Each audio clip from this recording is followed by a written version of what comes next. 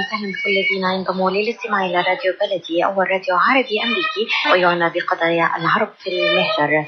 برامجنا في راديو بلدي كل يوم جمعة من 8 وحتى 9 صباحا في بث حي ومباشر عبر WNZK Radio 690 AM. صباح الخير بلدي، صباح الخير لكل مستمعينا. Welcome to Radio Baladi, the first Arab, Middle Eastern, and American simulcast radio show. Radio Baladi is broadcast every Friday morning on WNZK 690 AM from 8 until 9 Eastern Time on Good Morning, Michigan. Our call-in number 248-557-3300. And now, stay tuned for the best radio talk show on Arab and American issues.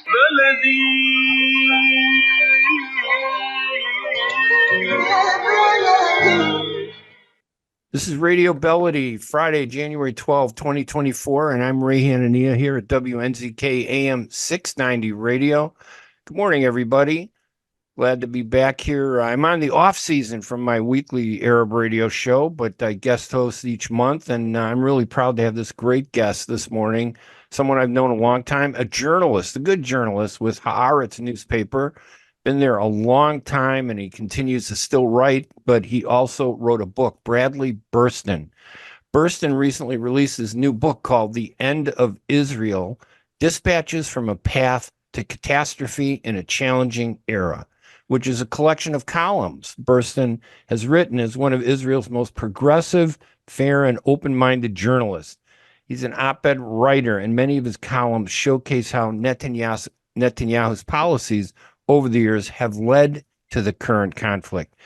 Burston is the recipient of the Eliav-Sartawi Award for Mideast Journalism, which is a big deal, which was presented at the United Nations in 2006.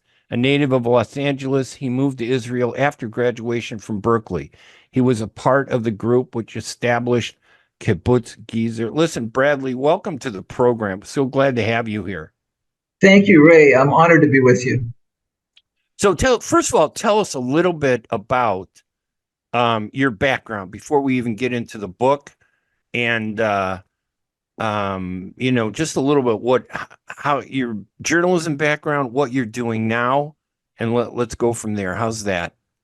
Yeah, I kind of fell into journalism. I was actually in medical school, and after a couple of years, the war in Lebanon was going on, and they drafted everybody, including me.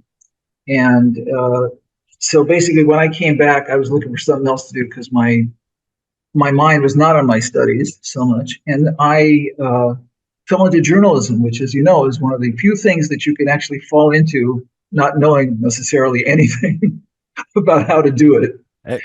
All you got to do is have an opinion and know how to put a couple nouns and adverbs together and adjectives, right? Right, and stay away from the editor when he starts throwing bricks. That's true. Yeah. But anyway, so and my first real job in journalism was the Gaza correspondent for the Jerusalem Post, which was at the time a fairly liberal newspaper and a joy to work for. And Gaza was there wasn't much going on there when I first got there, but then in the course of the second year that I was doing it, the Intifada broke out and Hamas was founded. And was that you're talking about 1989, 90? That was starting in December 87 and going on. And then things were fairly hot. And after that, I was the military correspondent for the paper in the Gulf War, 91, and I rolled along from there. All right. You ever regret going into journalism like most Arabs? I could have been a doctor. I don't know how I ended up being a journalist, but except the fact that I saw the way they presented us, it just didn't look fair. And instead of making millions as a good doctor, I ended up being a journalist struggling and getting attacked by people who like my opinion, don't like my opinions, and loved by those people who like my opinions. And I'm sure it's the same with you. I would hang on to that sentiment. I have a feeling we're going to be returning to it because what you said actually kind of connects to how the different media outlets decide to cover the Gaza war. So I think we'll be circling back to that topic at some point. So now tell us about the book, The End of Israel Dispatches from a Path to Catastrophe in a Challenging Era. Now, we're in the most contentious times of our lives. And even Arabs and Israelis, that we're so far apart. When I told somebody the title was The End of Israel, they go, oh, what is he, an Arab and he hates Jews? And I go, whoa, geez, what is it? Why do we turn to anti-Semitism as a response to something about a conflict? Can't we just discuss a conflict, be critical of foreign governments, be critical of our own government? I don't get it. But tell us about the book. What is it about, and how can people get it? But give us an overview. Okay, so the overview is that oddly enough, the title I came up with months before the war started. It had I had no idea that there was going to be this kind of terrible ongoing storm going on. Yeah. But to me, the title meant two things. One of them was that when Netanyahu continually went after and stamped out or tried to any vestige of democracy, equality, freedom, or hope, by the way, for a two-state solution, and that was early on. This is there's the watershed period. It's 2015, 2018. That was the end of what I saw as the goal of Israel, and that's the other meaning of it. The end. That is, the end was to increase democracy, increase freedom, to increase the possibility of peace with your neighbors. Right. And we were moving in a direction to stamp out any of that. And so that was the original idea, because that was the period of the time when they were pursuing the judicial, what they called reform, to the exclusion of everything else, including social welfare and certainly security of all things. And so that was the original idea of the book. But the fact is that the overall theme is how the specific things that Netanyahu did over most of the last 27 years running the country actually invited and enabled Hamas to do what it did with such devastating effect. Well, doesn't he thrive? Like Hamas is the same way. I'm no big fan of Hamas. I never have been. You and I have known each other for years. Every time we get to a point of peace, someone disruptive goes in there, uses violence. Hamas would do it. They started the suicide bombings in the mid 1990s, and then they murdered Yitzhak Rabin, who was the one guy who said he wanted to make peace. And then we end up with Sharon and the leftovers of the Irgun who are in government, and then we have Benjamin Netanyahu. How is it that Netanyahu has lasted so long in government? He's been probably the face of Israel, as you say, for almost 27 years total, correct? As prime minister. Yeah. That's a long time. Yeah, 17 of 27 years. And well, I mean, there are a lot of answers.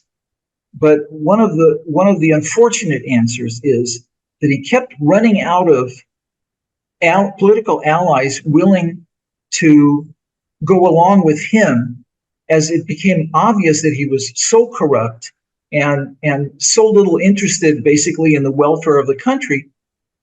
So he was left with people that he knew would go with him no matter what. And unfortunately, he found the dregs of the dregs of the dregs, the most violent, the most far right, the most uncompromising, the most Hamas-like, if you like, of allies in this terrible party. And to this day, it's a destructive force on a level that is unbelievable. This lawsuit that you keep hearing about, the claim before the International Court of Justice, the basis of that claim are these insane declarations by all of these people that Netanyahu took to his bosom, and people are saying things that they should be in jail for sure, for incitement, if for nothing else. Yeah. I mean, they're no different than, they're no different than some of the Hamas leaders who have said terrible things even before October 7th. I mean, October 7th was horrible. Absolutely correct. I mean, it was terrible. There was no justification for it. And the brutality, regardless of how many or the number, because apparently that's become a debate. If you try to be precise and say, well, it was only a certain number of this, they get upset with you. We can't even deal with the facts because the emotion blankets this whole thing. How do you deal with all this stuff? When such terrible things happen and then it sparks even more terrible things, that we're seeing that are taking place in Gaza. How do you deal with that? And what do people say to you? I mean, I know what they'd say to me if I were walking around. I get it every day now. They're, you're anti-Semitic or you're anti-Israel or you're insensitive. I go, no, I'm not. I don't like both sides, both of these things. How do you deal with it? And what's happened? So the way I and many other people have been able to deal with it, and certainly my wife as well, since December 29th, 2022, when the government came in, which was not long ago, the end of December, we've been out on the streets every Saturday night, like crazy people, protesting against this government. They gave us a new reason to protest against them every single week. And I think that one of the things that I'm continually astounded by what I see when I come out, because there's enormous numbers of people, but also the issues change, but the general direction doesn't. Okay. People do not want Netanyahu to stick around. 56% of the country, according to a poll that was released last night, 56% of the country wants new elections, and I guarantee you every single one of them wants an opportunity to vote against Netanyahu, because the people, the 33 to 35% that say that they don't want new elections in a country where when the government falls, you have a new election. Right. Those are exactly the people who will stick with Netanyahu until the country doesn't exist anymore. Right. They'll go down with the ship and they'll take it down with them. And that's the kind of the title of your book. I think you're suggesting that you're heading in a direction that's going to bring in a terrible end. I don't see it. I mean, myself, I see, the United States is the big brother of Israel. The Arabs have done a terrible job in the United States lobbying Americans. They don't think they're important. The Arab world doesn't believe the American public's important. The Arab activists here don't believe Americans are important. But I think Americans are what sustain Israel's government to do whatever it wants to do. Bradley, we're going to take a quick break here. And then when we come back, we'll continue this discussion for the full hour. I'm Ray Hanania, everybody. And I know we got off to a little bit of a rough start, but that's okay. It's January 12th, Friday, here at WNZK AM 690. And I'm talking with Bradley Burston. He's a Eliav-Sartawi Award winner for Middle East journalism, which is a big deal. It was presented at the UN in 2006. He's a longtime columnist with Haaretz newspaper, probably one of the best newspapers. I never got to work there. I ended up working for the Times of Israel and the Jerusalem Post. Now, they tolerated me as long as I wrote about happy comedy stuff, but when I got into contentious areas, I could feel the pressure. But we're talking with Bradley about his new book, which is called The End of Israel, Dispatches from a Path to Catastrophe in a Challenging Era. And it's a collection of columns that Burston wrote as one of Israel's most progressive, fair, and open-minded journals. We're going to take a quick break. When we come back, we'll continue the discussion with our guest, Bradley Burston, right after these messages. When you're looking for the best in optical care, Dr. Imad Nakash is your doctor to see. With years of experience and thousands of successful procedures performed, you can trust your eyes to Dr. Imad Nakash. See Dr. Imad Nakash and his professional staff for your eye care needs. There's 2 locations to serve you. In Hazel Park, call 248-336-3937. 248-336-3937. In Rochester Hills, call 248-299-3937. That's 248-299-3937. Get ready for an amazing experience at Ishtar Restaurant on 15 Mile Road in Sterling Heights. Enjoy excellent hospitality from owners Ali Al-Baghdadi and Fatty Bonham, serving the best in Mediterranean food. Try Chef Ali Al-Baghdadi's famous shawarma, the best Iraqi grills and food, and the best Arabic and international dishes. Dine in our authentic atmosphere or take out. Call 586-698-2585 or check us out on Facebook. Ishtar Restaurant practices all CDC guidelines and is open every day 11 a.m. to 10 p.m. Have an amazing experience today at Ishtar Restaurant, 3625 15 Mile Road, Sterling Heights. And we are back here at Radio Baladi, January 12, 2024, Friday morning. I'm Ray Hanania here at WNZK AM 690 Radio, talking with my guest, great journalist, Bradley Burston of Haaretz newspaper and the author of a new book called The End of Israel, Dispatches from a Path to Catastrophe in a Challenging Era. He's holding up the book. Who's that scary person on the front cover? You know, that's going to chase people away. I don't know. He looks familiar. I don't know. Oh, no. So, Bradley, how do people get copies of your book also before we go back into the discussion? Sure. So you can order from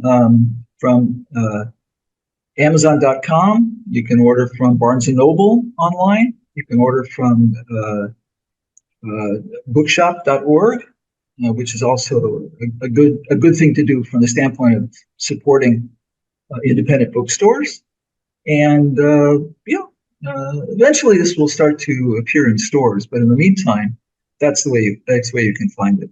That's great. And tell us a little bit about what people will find in the book. Give us some sense of what it is, and then we can go back to talking about some of the issues. But tell us about what they'll find inside the book when they buy it. Okay, so the idea of the book is to give you a more detailed picture of what was going on inside Israel and all those years of things that were falling apart during the Netanyahu era.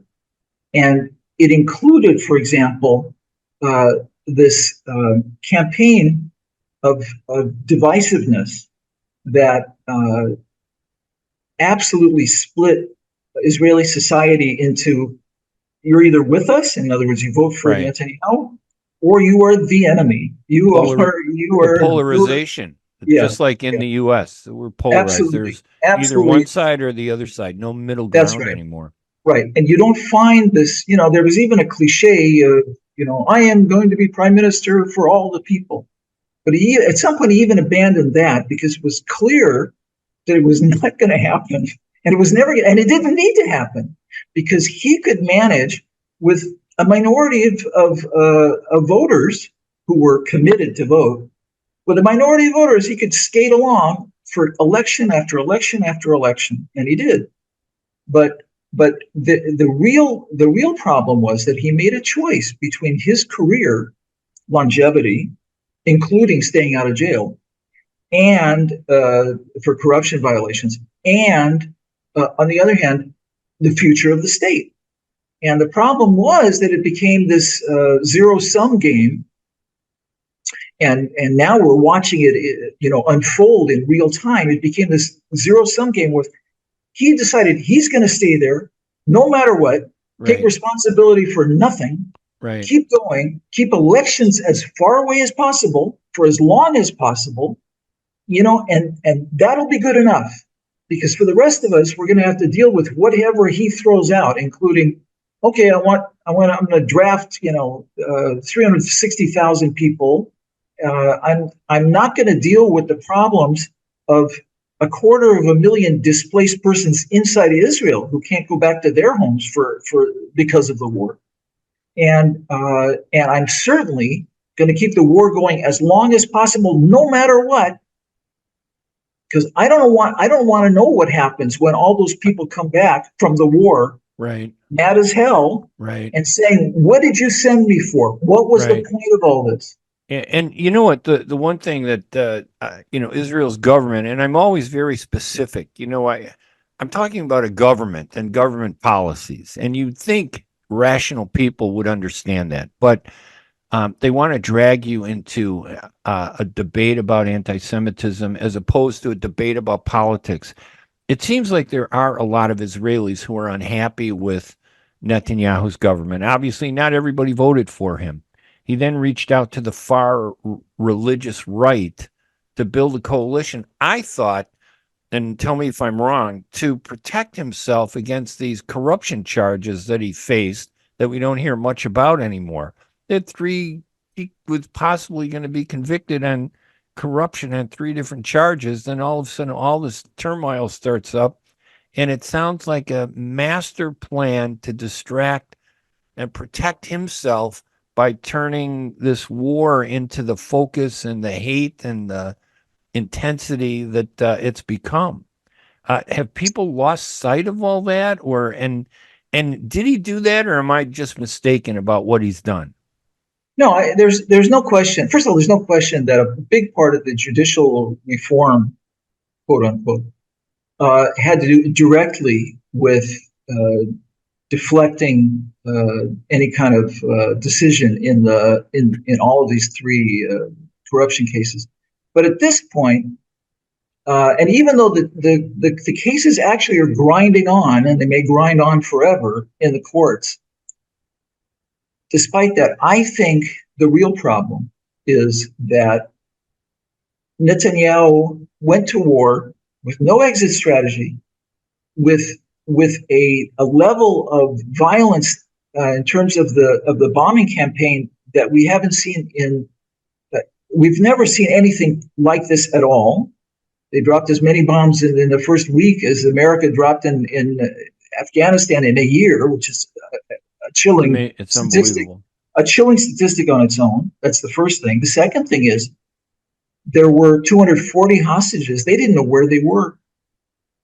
They could have been endangering them, and in fact, they did.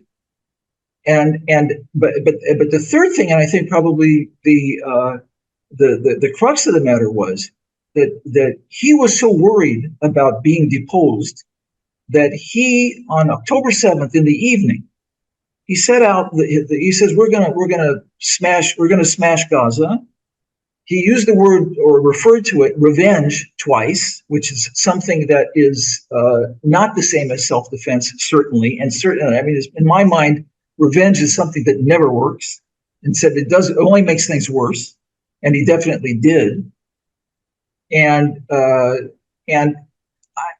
feel that the way they went to war, and also, by the way, it's really important to point out that the Air Force had spent 11 years as a result of Goldstone and various other, war crime allegations. The Air Force had spent 11 years trying to reduce the number of civilian casualties, but there was no question that they made it that Netanyahu and Gallant and the others at the top of the pyramid said, no, we want something else this time. And what the IDF spokesman said in another chilling statement, which was already on October 10th, was the emphasis is more on damage than it is on accuracy. Right. Which is absolutely, starts to rip your skin off in terms of how horrible this is and what happened as a result. Yeah, I think that a smart policy had Israel had a good government. And again, I'm not criticizing Israel as a country. I'm criticizing their government as horrible. They have a terrorist, in my mind, as the leader of the country, who's no different than the terrorists in Hamas. He could have gone into Gaza. They have such sophisticated technology and a network of information. They could have identified who the terrorists actually were. They could have taken them out. They could have taken out those Hamas leaders. They could have done all that, but it just seemed like this was an opportunity to do more than just take out Hamas. They want to just sweep out everything out of Gaza. They've just destroyed, I think 80% or 70% of all the buildings and all the homes. And, it's hard to talk about this without, acknowledging that, the Israelis, what the Hamas did to Israelis was horrible. I mean, the massacres, there's no even debate about whether it's 1 or 10, even if it's 1. baby or 10 babies or women being raped, 1 or 10, it doesn't really matter. What they did was horrible, and they had no right to do that. And I blame the Palestinian leadership, which is feeble. I mean, we're in a time, aren't we, where we have the president of the United States he's incapable of making a strong decision. He's like, I'm worried about our future, and I'm worried about Israel's future. There's a government in Israel that is more interested, in revenge rather than peace. They don't care about peace, and the Palestinian leadership can't take control of their own people to stop a terrorist group like Hamas. This is like the worst scenario for anything, and it's just going to get worse. I mean, there's no question that the curse of the Palestinian people and the curse of the Israeli people, the curse is the quality of the people who lead them. Yeah, and it's awful. It's terrible. They're so busy telling you that they're so different, these leaders. I want to return for the moment to these protests, because the protests in Tel Aviv take place across the street from on Saturday night. Now there's protests of the families of the hostages, trying to get the government to have a ceasefire, make a deal, and bring these hostages home. There's 136 left. Hopefully, many of them, if not all of them, are still alive, but they are all in dire straits. We know that. Right. And so when you go to the demonstration of the families undergoing hell because their loved ones are in Gaza being held underground and hostage, and this is coming up on 100 days that they've been held. What is amazing is that these protests are held across the street from where Netanyahu is down in his bunker addressing the nation every Saturday night. Nice. And they make sure they bring him in by a side entrance. It's the defense ministry. When they bring him in, he never has to hear or see the people who are in pain crying out. Yeah, they isolate him. Bradley, we're going to take another break here. We got 2 more we're going to do. My guest on the line with me, and we're broadcasting live. You can go to U.S. Arab Radio on Facebook, and afterwards we'll have this posted on YouTube. My guest is Bradley Burston, a longtime columnist, award-winning columnist, great guy. And I'll tell you, if everybody were like Bradley Burston, we would have peace in the Middle East, Bradley. And I wish there were people on the Palestinian side. I wish they'd get their head out of their asses and figure out how to lead the Palestinian people instead of just sitting there and laid back doing nothing, allowing crazies like Hamas to do what they've done. Everything's gone wrong. But Bradley, if you read his new book, The End of Israel, Dispatches from a Path to Catastrophe in a Challenging Era, you can read his columns about how there is a way to get to peace, because when you see the direction everything is headed, you immediately realize it's wrong and there is a better way to do it. We're going to take a quick break. When we come back, we'll continue talking with Bradley Burston, our columnist friend who is based in Israel right now. I'm Ray Hanania in Chicago. We'll be right back right after these messages. Life for Relief and Development has now been rated as one of the best charities for humanitarian aid. Life's humanitarian projects span the globe, and Life is celebrating its 30th anniversary of providing essential life-saving aid to people and communities in 36 countries, regardless of race, color, religion, or cultural background. Where there is life, there is hope. And when disaster occurs here or around the world, including being one of the first responders to the Turkey-Syria earthquake crisis, Life for Relief and Development rushes in to provide food, medical aid, and shelter to those in need. We are looking to help the earthquake victims, and we take 0% overhead on emergency donations. So please help improve these efforts. Learn more about our involvement to help the helpless and bring hope where it's needed most, and make your tax-deductible donation to Life for Relief and Development now at lifeusa.org or call 248-424-7493. That's 248-424-7493. Ziyad brand. Quality products from our family to yours. Ziad Brothers Importing offers the finest quality products, including brands like Sultan, Kraft, Nestle, Hook, Rico Picon, Dana, and many more. Ask your retailer to carry these fine products because you deserve the very best. For more information, visit our website at www.ziad.com. That's www.ziad.com. Ziad, quality products from our family to yours. At Top Rehab Physical Therapy Clinic in Dearborn, we provide effective physical therapy sessions in order to limit pain and discomfort. Top Rehab provides physical therapy care for any diagnosis prescribed by a physician, and we regularly see and treat conditions such as stroke, TMJ, fibromyalgia, sciatica, joint pain, and more. We use a variety of pain management methods, including modalities, soft tissue mobilization, and therapeutic exercise. If you're in need of physical rehabilitation or physical therapy, get the highest quality health care at Top Rehab. Most insurance is accepted, and we're open Monday, Wednesday, and Friday 8 to 6, Tuesday and Thursday 8 to 5, and Saturday 10 till 2. Call for an appointment today at 313-846-0555. That's 313-846-0555. Choose Top Rehab Physical Therapy Clinic on Michigan Avenue in Dearborn. Life's too short to be in pain. All right, and welcome back to Radio Baladi. This is Ray Hanania. It's Friday, January 12, 2024 on WNZK AM 690 Radio, live in Detroit.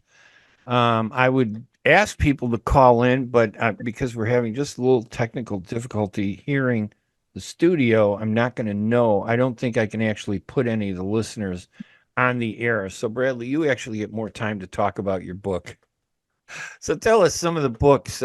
You have some famous people in your book, don't you? Well, you're in there to begin with. Oh my God, I didn't know that. No, I'm just joking. Yeah, I mean, you took a bunch of columns. You did a column about it, something that I had tried to do many years ago about pushing a peace plan, which I thought, okay, this is the best. I thought this is the best way to do things. And you wrote a nice column about it, which I thought was phenomenal. And but there's so much else inside the book too. I mean, do you think people are going to understand the challenges that this conflict presents by reading some of these essays that you've written in columns? Well, I think in some ways they will. And one of the things that I'm hoping is that some of the trends that the book talks about will change, only because the result of the far right taking over the government was so disastrous and so completely catastrophic that people are starting to think about other alternatives. They're only beginning to. It's going to take forever for us to heal on both sides of the border. Right. The pain, the unbelievable anger, the trauma that people have gone through. And there's one thing I want to point out, which is I think is really important, and it's something that these columns didn't deal with, but I think it's something we're all dealing with now. Is that one of the things that makes Sinwar and Netanyahu so similar as they sit there down in their respective bunkers is that they went after people's homes. Right. They went after the place where people feel safe. Yes. Where the family is, where the family feels the heart is. Right. I mean, it's a cliche, but it's also true. Hamas didn't target a military base. No, they targeted a music festival with civilians and probably good people who supported Palestinian rights when you think about it. They did. They went after exactly. If you wanted to take a segment of Israeli society that was in favor of Palestinian independence and human rights in general and equality and democracy and freedom for as many people as possible, this was exactly the segment of population. And then there's the idea of destroying people's homes. I mean, we think about terrorism in terms of and of course there's slaughter in terrorism, and it's just awful, and the wounds that won't heal. But the fact of displacing people for Jews and Arabs, there is nothing like the trigger word of expulsion, obviously, and that's one of the themes that was not one of the major themes of the book, but in this war, looking back, it's become an enormous theme. People don't feel safe in their homes. Their homes may have been destroyed by the other side already, and that to me is a form of terrorism which is so profound that people do not get over it. And what I'm worried about is that it's going to take generations before people can come back and say, okay, I'm going to look at you on the other side and see you as a human being, which they have to do. Otherwise, there'll never be peace. This is going to be worse for a long time. Are you shocked at maybe not shocked, but are you surprised at the level that in Israel and in the United States, where people have turned away from facts, and they're just like in a angry defensive revenge mode? I think people are like, this is about revenge. People want anger, so they get upset because women and children are killed, and they should be upset.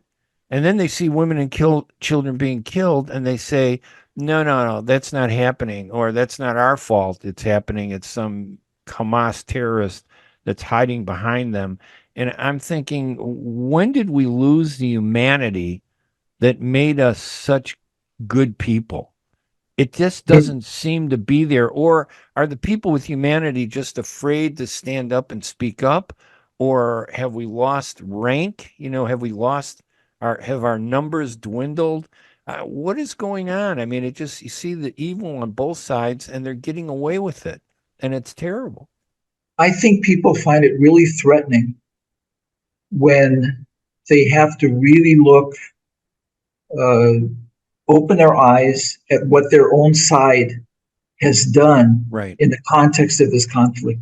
Right. It doesn't say Palestinians need to see the horror of what Hamas did, and the Israelis need to see the horror of what Netanyahu did.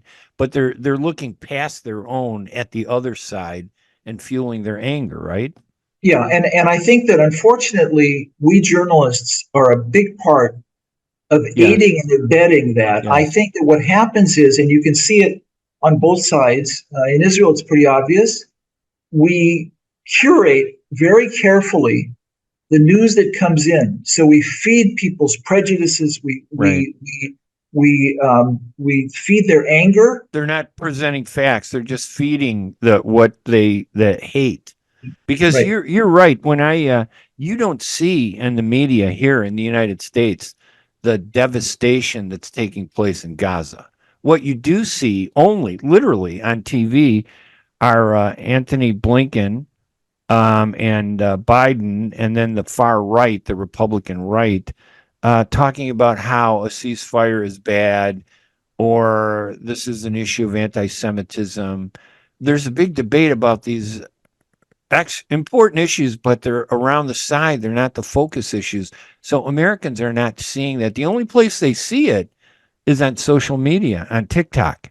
And I compared, which is also curated and can be. Yes, it is, but not as much as Facebook or Twitter.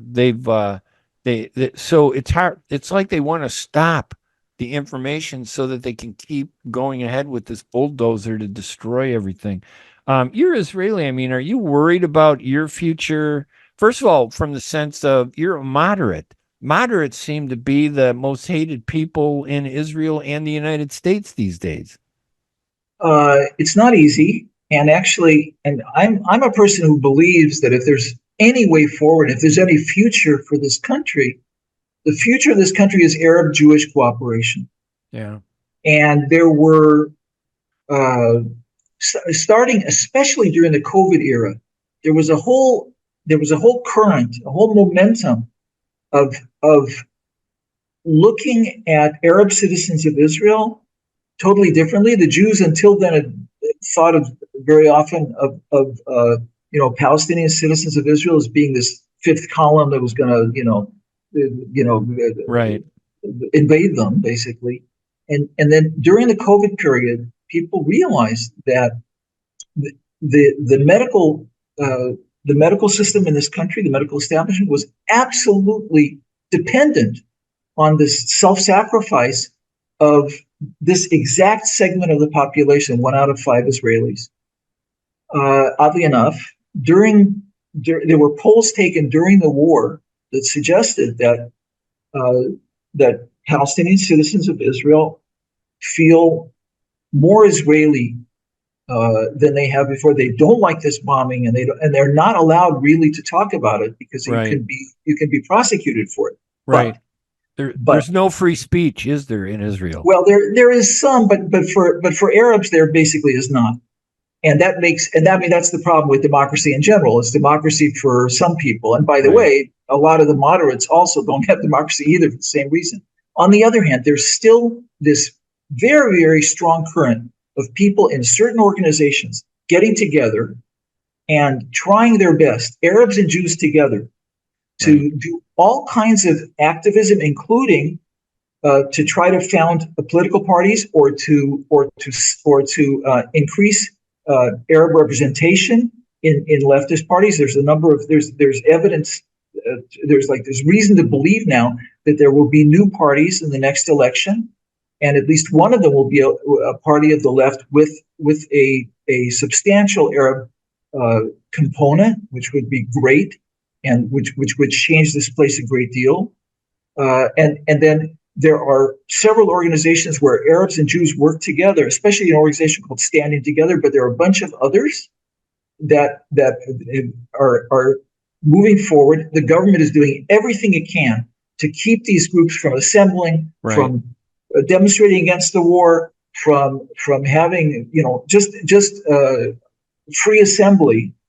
But it's happening anyway, and these are really, really important groups.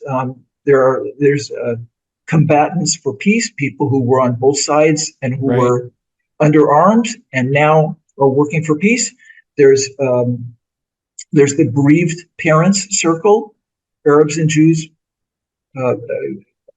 families who've lost loved ones to the conflict and want to work for peace. There's Women Wage Peace. There's one after another of these organizations.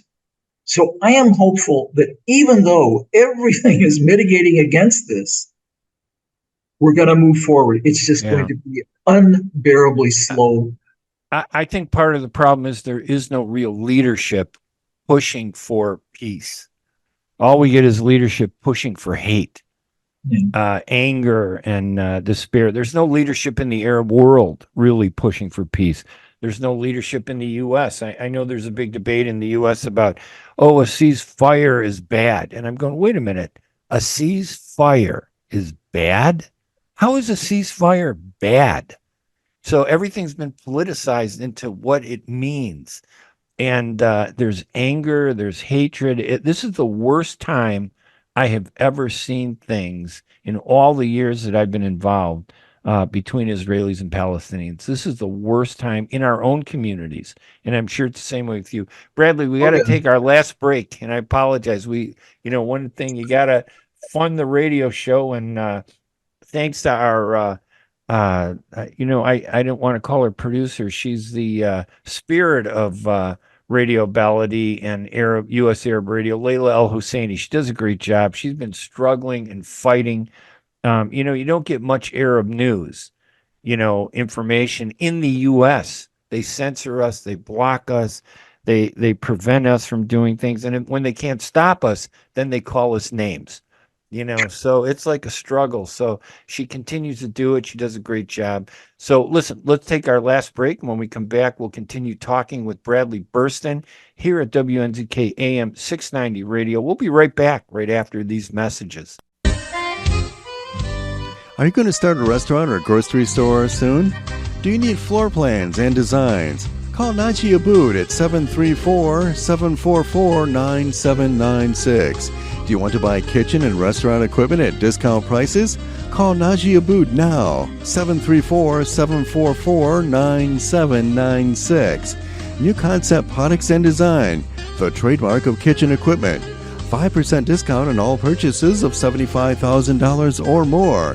New concept products and design. New location, 31185 Schoolcraft in Livonia. Learn more at www.newconceptproducts.com. Call Najee Abood, 734-744-9796. With more than 30,000 successful in vitro fertilizations, IVF Michigan is now ranked as one of America's best fertility clinics according to Newsweek magazine. IVF Michigan fertility centers are the recognized leaders in high-quality fertility care. With locations in Bloomfield Hills and 9 other cities in Michigan and Ohio, IVF has experts in all aspects of the field. A founding member, American board-certified Dr. Nicholas Shama, is one of the leading reproductive endocrinologists in Michigan and Ohio. He has performed over 20,000 successful IVF cases, and it's helped thousands of couples fulfill their dreams of parenthood. When it's time to get personalized care from Dr. Nicholas Shama at one of America's best fertility clinics, call IVF Michigan Fertility Centers in Michigan and Ohio toll-free at 855-952-9600. 855-952-9600. Welcome back to Radio Baladi. It's Ray Hanania here with my guest Bradley Burston, the author of a new book that just came out, The End of Israel, Dispatches from a Path to Catastrophe in a Challenging Era. It actually offers you perspectives that he's written over the years at Haaretz newspaper, probably one of the most important publications. If you really want to understand what's really happening in Israel, that's the paper that you got to connect with. And you got to stay in touch with Bradley Burston and his writing because he really puts it in perspective. Bradley, we were talking about before the break about there was this lack of awareness of what was happening among Palestinians in Israel, correct? Did they not get the details? What was going on?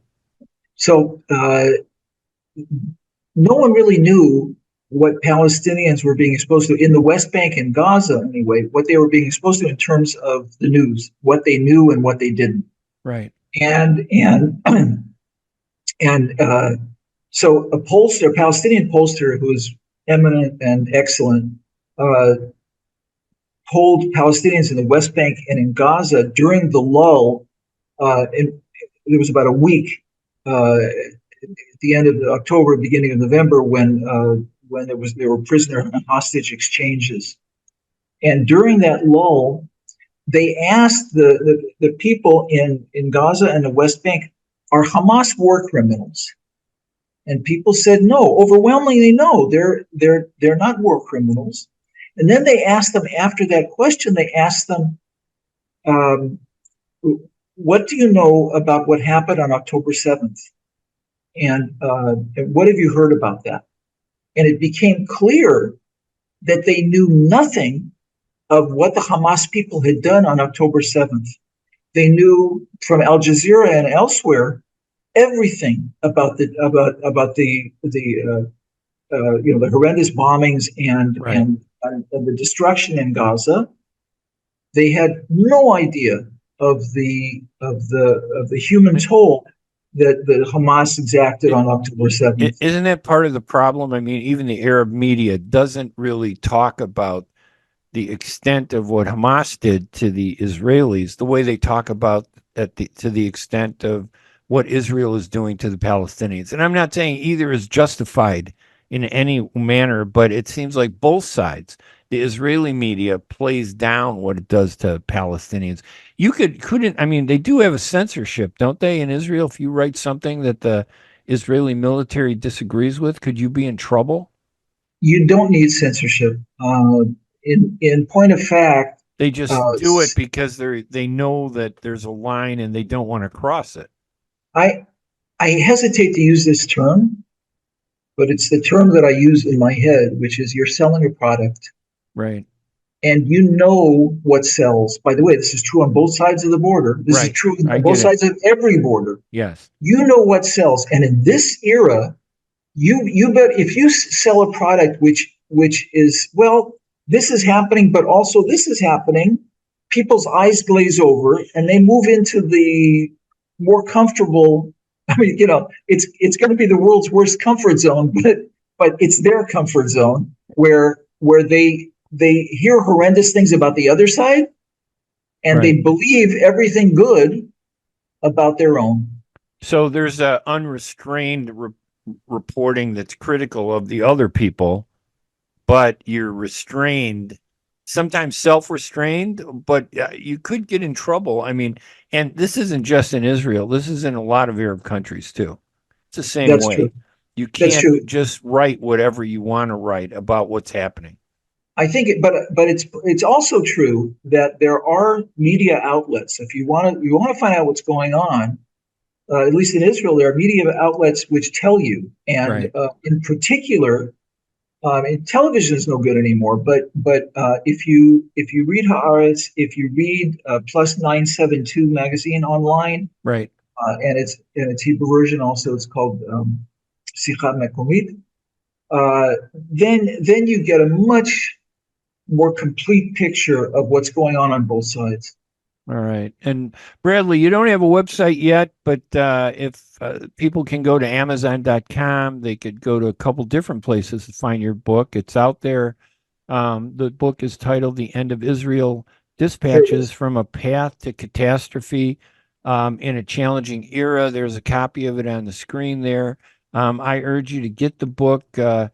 It's not about the title. You know, some people are going to say, oh, this is anti-Israeli. No, it's not anti-Israeli. It's about talking about what could happen in a bad way if things don't change. I get it. I think good people in the middle get it, like you, Bradley. You know, we need to do something better to really build up the center and the moderation. And it's like it's dissipating. The answer is this word that for some reason it went out of use altogether because people kind of disdain it. The answer is humanism. I mean, the answer is seeing people as human beings. That's all it is, and that's hard enough. And if people would just stop playing politics every time you talk about a tragedy, talk about a tragedy in a human aspect, right? Just show some empathy. Rather than turning it into a bludgeon so that you could do the same thing to somebody else without consequences. What's happening there is horrible, and I just feel terrible. But I worry about, you know, the moderation and the peace movement. Is there a peace movement in Israel still? I think that there's a budding peace movement. I think the peace movement that we knew was snuffed out. And long before October 7th. Yeah.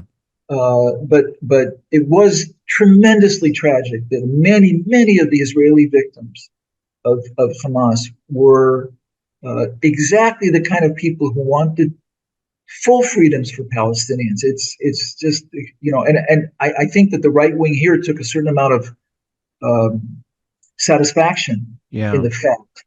Which is a terrible thing. There's a certain amount of satisfaction in that fact. I always think that the extremists want the violence because the violence gives them an opportunity to do whatever they want to do to achieve their goal, which is eliminating the other side. And we have extremists on both sides, and it's always been that way. And it just seems like, Bradley, it's just getting worse and worse. It doesn't seem like it's getting better. And that's the thing that's so disturbing. And that's why I think your book, the title, captures the direction that everybody is headed. Because it's not just the end of Israel, it's the end of Palestine. And they could probably write the same title and the same book for Palestine. And I think Palestinians, too, they need to get out of their anger, as difficult as it is, and realize that it's not anger that's going to stop the carnage. It's going to be a movement of peace. So anyway, final thoughts. You got a minute, Brad. Okay, so I want to leave you with this kind of word of warning. Years ago, the finance minister Bezalel Smotrich made himself famous by saying that he wanted to have maternity wards segregated in Israel because he said, why would my wife want to lie next to a woman who's going to give birth to someone who in 20 years is going to be a terrorist? Horrible people. And that to me is the model for what's wrong about all of this stuff, and thinking that these are religious people on both sides who are leading work which is if anything is the devil's work, this is what it is. Yeah, no, I agree. There have been, we could have spent a whole hour just talking about some of the crazy people on both sides. And again, there's a little difference. The Israelis are a powerful, organized government. The Palestinians are a fractioned, dysfunctional presence. So it's unfair. But anyway, listen, I'd love to continue this discussion with you in the future, Bradley. You're a great guy. My guest, Bradley Burston, here at WNZK AM 690. Again, his book, The End of Israel, Dispatches from a Path to Catastrophe in a Challenging Era. It's a collection of some of his best columns. You want to read it if you want to understand the direction that Israel is headed in and the Palestinians are headed in. His book and his columns are the way to go. Bradley, thank you so much for joining us. We really so appreciate it. Thank you. Thank you, Ray. Thank you very much. All right, everybody, we will talk to you again next month when I'm back as a guest host in February. So you guys have a great winter. Snuggle up, protect yourself from the snow, and we will talk to you again. Thanks, everybody. Bye-bye.